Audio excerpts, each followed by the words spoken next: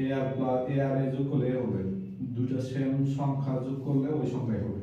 এটা বাইসিটি নিয়ম আর এগুলো বীজগণিত সাধারণ নিয়ম। আমরা এটা ফলো করবো, এটা বীজগণিত এখন প্রয়োজন নাই। এটা একটা নিয়ম দিল, তার হচ্ছে কোনো সংখ্যার সাথে এক যোগ করলে ওই সংখ্যাই হয়, মানে এক হয় আর কি। a প্লাস 1 সমান যোগফল 1 হবে। মনে করো a plus b, b plus c যোগফল 1 আছে, 1 হবে। মোট কথা কোনো সংখ্যার সাথে যদি এক থাকে যোগফল 1 হবে, কারণ 0 আর 1 এই জায়গায় সর্বোচ্চ মান 1, ওই জন্য 1 হবে।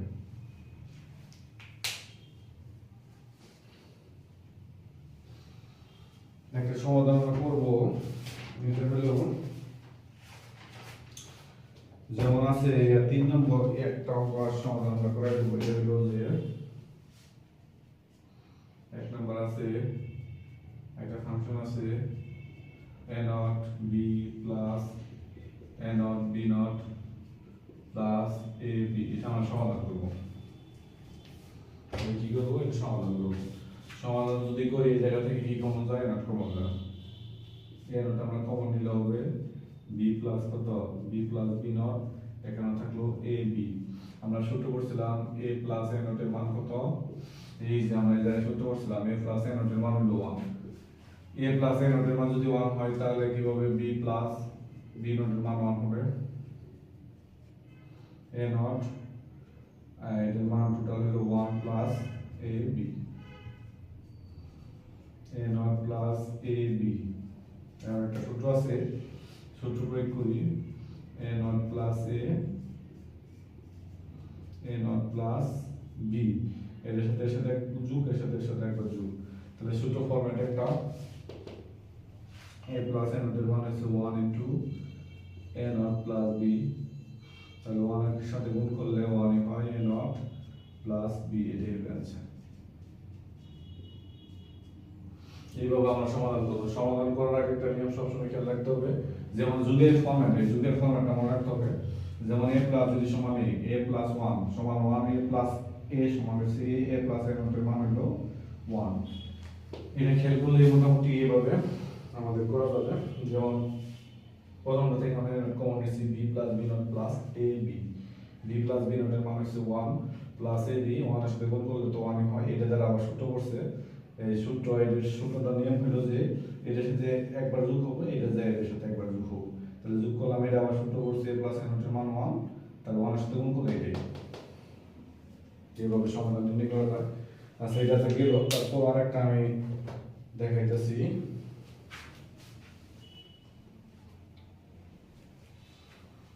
আরেকটা হলো a plus a not, a plus b, a plus b, আরেকটা হলো a নট, a নট। যদি এটা আমরা নিয়ম করে প্রথম গুণ করব, a into a not plus b, তাহলে সূত্র কি, a ইনটু a নট এর মান হলো 0। আমাদের একটা সূত্রের ফরম্যাট আছে, এই যে চতুর্থ নাম্বার ফরম্যাটটা এখানে ইউজ হয়েছে। আর গুণ করলাম a into a not plus ab, এটার মান হলো টোটাল 0, 0 প্লাস ab থাকলো 0 সাথে কোনো কিছু যোগ করলে এই সংখ্যা, এটাই आंसर। তাহলে এইভাবে নির্ণয় করা যায়। প্রথম আমরা কি করলাম, প্রথম আমরা গুণ করলাম, এর সাথে একবার গুণ করছি a into a not plus ab, এটার মান হলো 0।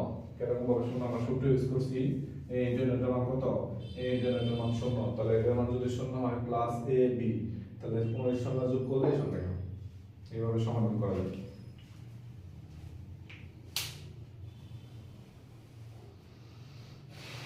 আরেকটা সমাধান আমরা করব এখন।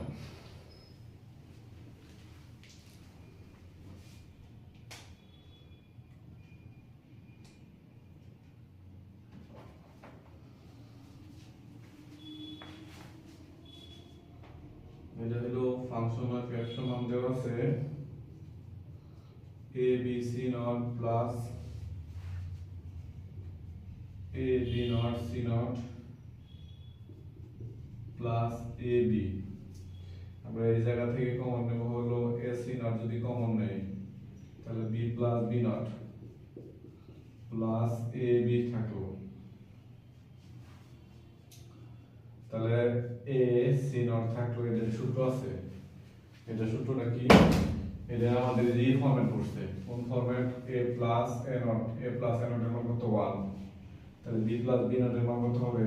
b প্লাস b নট এর মান 1 হবে প্লাস ab, এটার সাথে গুণ করলে সংখ্যায় থাকবে ac নট প্লাস ab, এই দুটো থেকে কমন যায়, আমরা কমন নেব, তাহলে লিখবো b প্লাস c নট, এটাই হবে आंसर।